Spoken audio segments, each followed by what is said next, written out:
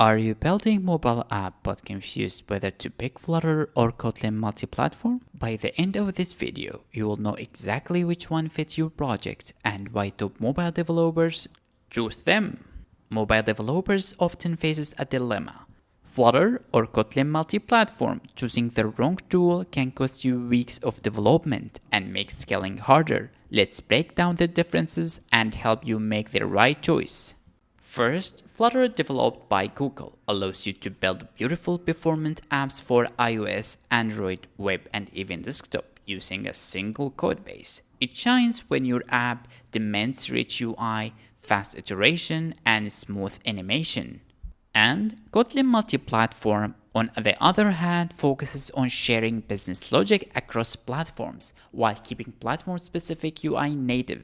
It's perfect when you want maximum code reuse without sacrificing native performance and look and feel. Flutter uses Dart and single UI framework, while KMP uses Kotlin for a shared logic but lets you write UI in Swift for iOS and Kotlin for Android. Flutter is faster to prototype, but KMP integrates seamlessly with existing native projects. You can use Flutter if you are building consumer apps with a heavy UI like e-commerce, social apps, or dashboards. Use KMP if you are adding new features to existing apps, or if your team wants to share logic like networking, database handling, or authentication across iOS and Android. Here is a Flutter example, a chat app UI built entirely with the Flutter widgets. Notice how the same UI renders perfectly on iOS and Android without any platform-specific code.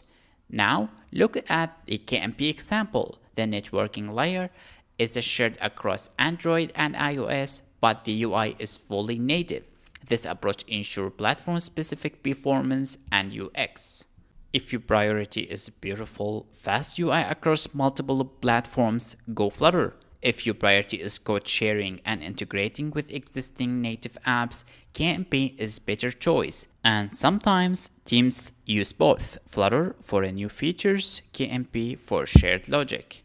Comment below which framework you prefer and don't forget to subscribe for more mobile dev insights.